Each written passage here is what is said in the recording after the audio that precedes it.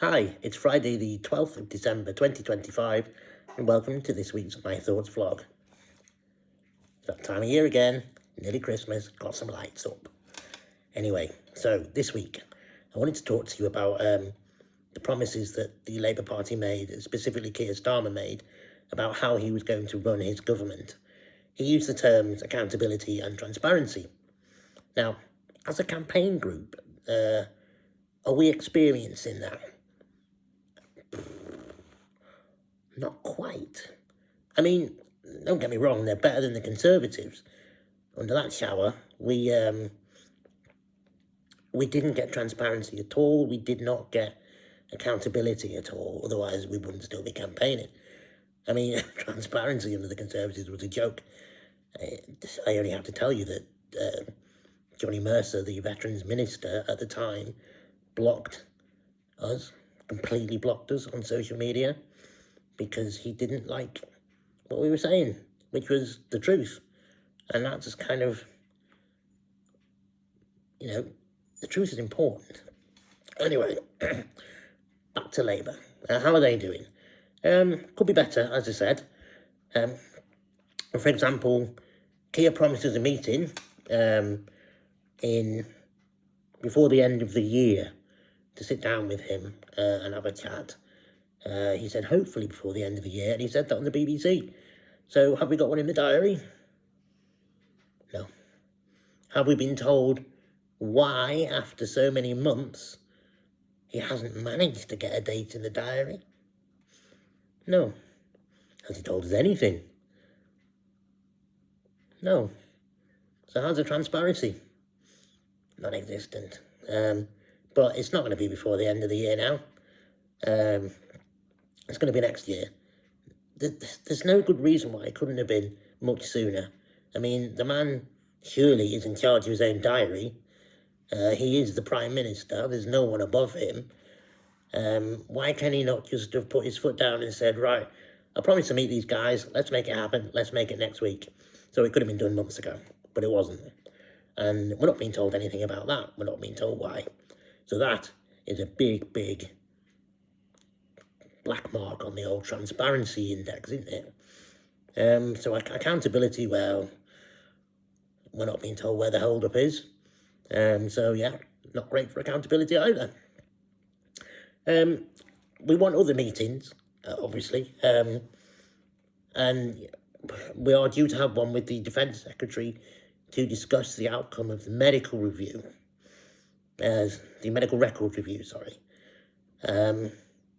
Promises were made in our last meeting that there's certain things that will be in place before the next meeting. And we've asked for an update, such as, are those things in place in preparation for our next meeting? And they've said, things? We never promised anything. And the founder of Lab Rats, Alan, quite rightly come back and said, yes, you did. And I know he did because I was in the meeting with him and I heard them saying, you will have this in place before the next meeting. And I heard them deny it in a subsequent meeting. So, again, transparency, it's not good. And, how does that make us feel? I mean, on a personal level, it's a little bit betrayed, really, isn't it? I mean, I entered this process as a campaigner hoping to get truth and accountability for the nuclear test veterans and families, such as, I am a descendant, I am affected, and my son is. We deserve the truth. We deserve transparency. It should be a case of, working together. But it doesn't feel that way. And many of the old problems of the Conservative era are still there. It's still an adversarial process. It's still the fact that we have to fight and push. And if we didn't email a lot and make contact a lot, none of this would happen. And should that be down to us?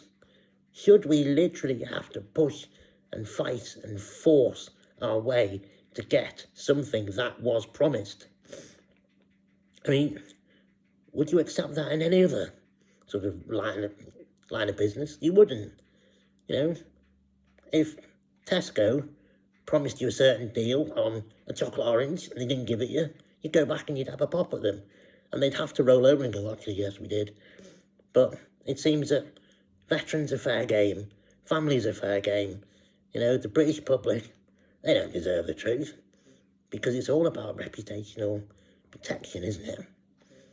They know when the truth comes out, the MOD will have egg on its face. And, you know, to a certain degree, so will the government, because the egg on their face will be that they should have done this much, much sooner. We deserve that. There's people with serious health problems out there that need answers and need things set up so that the NHS is geared to help us. I mean, it's basic human compassion, isn't it, that you would help your fellow man? And it's not happening. And we're losing veterans weekly. And that doesn't seem to be a fact for them. It doesn't seem to bother them, because we are just a noisy group that's annoying them. That's the feeling I get. And that hurts, because that's not why we're in this, to make their life awkward. We're not in there to damage their reputation. But if that happens in the process, so be it. That's not our business. We want truth. We want accountability. And we want help and support. And we want acknowledgement that what was done was wrong and that they're going to help us. But it's just not happening.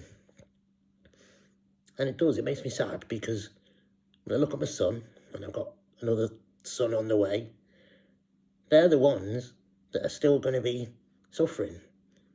And they don't seem to care. And that's the sadness. And that's why I'll keep going, because I care. I'm a dad.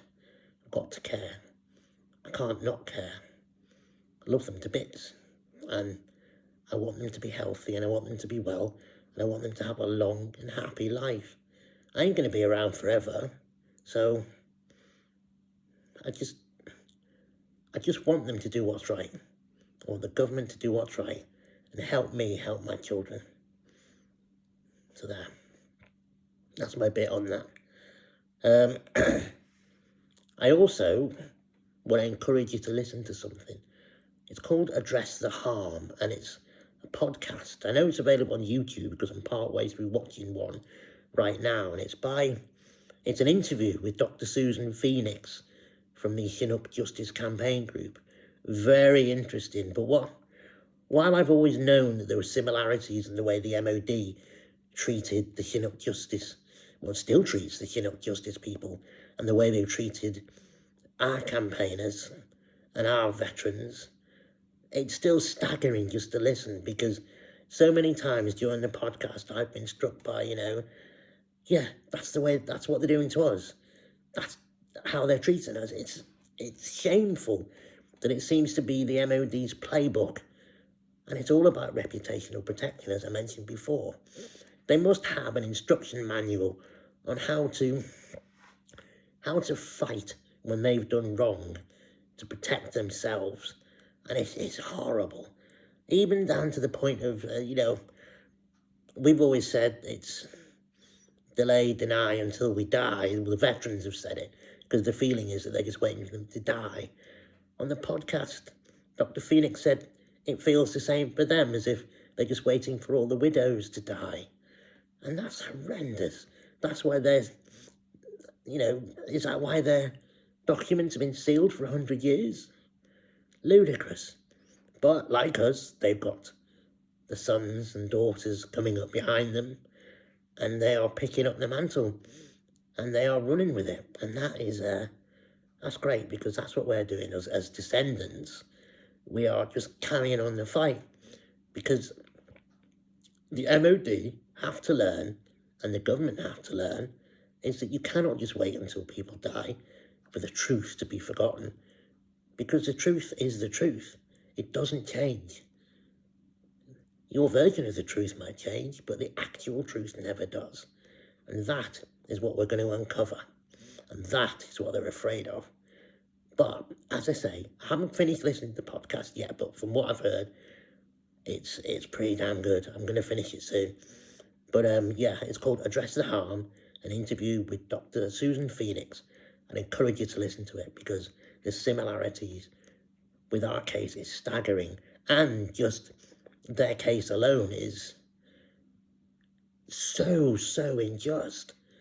It's you cannot believe that you're listening to reality, because this seems to be something out of a terrible novel, because no government department surely would act like this.